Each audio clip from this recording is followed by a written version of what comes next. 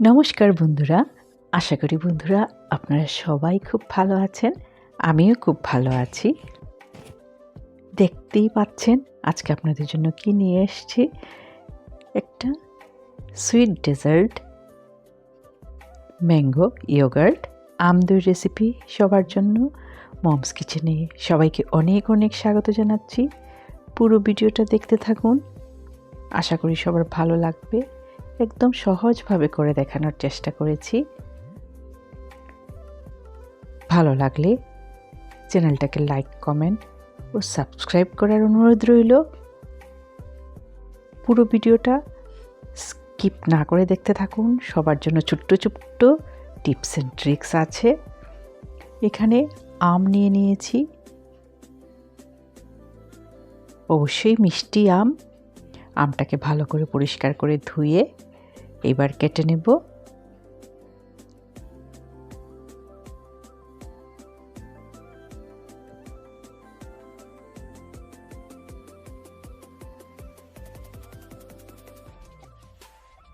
খুব সহজেই করে নেওয়া যায়।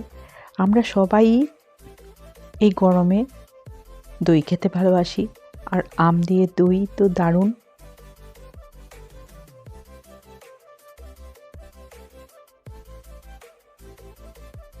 যারা আম প্রেমী সবাই আম দিয়ে নানা রেসিপি করে খান। এটা এর মধ্যে একটা অসাধারণ রেসিপি। এবার আমের টুকরোগুলো একটা মিক্সার জারে দিয়ে দিচ্ছি। এর থেকে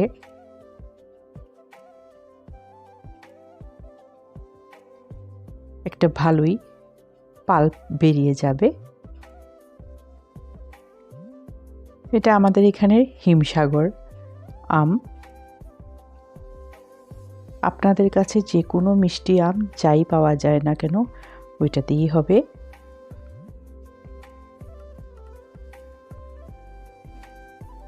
এই আমটাতে খুব একটা আঁশ থাকে না, একদমই থাকে না বলতে পারেন। পাল্পটা রেডি হয়ে গেছে, একটা বাটিতে নামিয়ে নিলাম। এবার একটা কড়াই বসিয়ে এই আমের পাল্পটাকে খুব ভালো করে কুক করে নেব। এতে আমে যে জলটা থাকে ওইটা ভালো করে শুকিয়ে যাবে। একদম লো ফ্লেমে এটাকে রান্না করে নেব।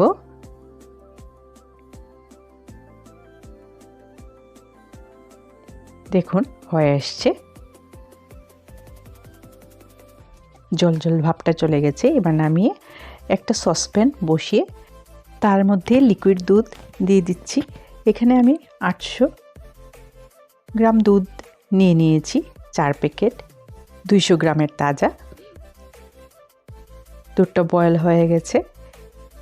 এইবার 4টা এলাইচি থেতো করে দিয়ে দিয়েছি, ভালো গন্ধ আসবে। লো ফ্লেমে দুধটাকে কুক হতে দিতে থাকবো। এইবার ছাঁচের জন্য টক দই একটা বাটিতে নিয়ে নিচ্ছি, 4 চামচের মতো নিলাম। আর এদিকে পাল্পটাও আমার ঠান্ডা হয়ে গেছে, এটাকেও একটা বাটিতে নামিয়ে রেখে দিয়েছি। এটা এইভাবেই থাকবে। এইদিকে দুধটা জাল হচ্ছে। একদম হাফ করে নিলাম। তার মধ্যে এবার 1 কাপ চিনি দিয়ে দিয়েছি। চিনিটাকেও খুব ভালো করে মিশিয়ে নেব। দুধটাকে চারদিকে এইভাবে ঘুরিয়ে ঘুরিয়ে মিশিয়ে নিচ্ছি, যাতে সরগুলাও ভেঙে যায়, দুধের সাথে মিশে যায়। দেখুন দুধটা মোটামুটি হাফ হয়ে এসছে। এইরকম থাকবে এর ঘনত্বটা। এবার গ্যাসের ফ্লেমটাও অফ করে দুধটাকে একটু ঠান্ডা হতে দেব।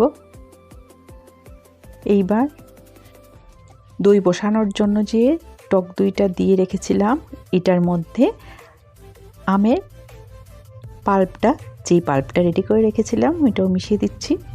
এইবার খুব ভালো করে আমের পাল্প আর দই বসানোর ছাঁচটা, মানে 4 চামচ যে টক দই রেখেছিলাম ওইটা একসাথে খুব ভালো করে মিশিয়ে রাখছি।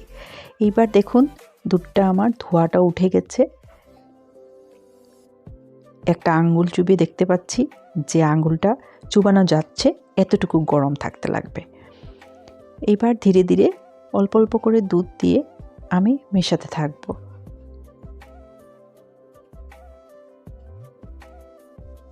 এইভাবে দেখুন অল্প দুধ দিয়ে মিশিয়ে নিচ্ছি। বাটিটা ধুয়েও একটু দিয়ে দিলাম। এইবার যেই কন্টেনারে দই বসাবো ওগুলোতে ঢেলে দিচ্ছি। দেখুন কাচের যে কোনো পাত্র বা প্লাস্টিকের বাটিতে কি মাটির বাটিতে, কাপে, যেটাতে আপনাদের সুবিধা ওইটাতে বসাতে পারবেন। এখানে বলে রাখি এগুলাতে এবার আমি একটা স্টিলের প্লেট দিয়ে দিয়ে ঢেকে রাখবো 5 থেকে 6 ঘন্টা। যেহেতু এখন গরম দিন, দইটা খুব সহজেই সেট হয়ে যাবে। সেট হওয়ার পর এটাকে ফ্রিজে রেখে দেব সারা রাতের জন্য। পরের দিন সকালে সার্ভ করার দিন সবাইকে, সবাই খুশি। সে ব্রেকফাস্ট হোক কি লাঞ্চের পরে এরকম দারুণ একটা ম্যাঙ্গো ইয়োগার্ট ঘরের সবাই খুব খুশি হয়ে যাবে আশা করি। সবাই খুব খুব ভালো থাকবেন, সুস্থ থাকবেন। আবারও একটা নতুন ভালো রান্না নিয়ে আপনাদের সাথে দেখা হবে। আজকের ভিডিওটা এই পর্যন্তই। সবাইকে অনেক অনেক ধন্যবাদ জানিয়ে ভিডিওটা এখানেই শেষ করছি।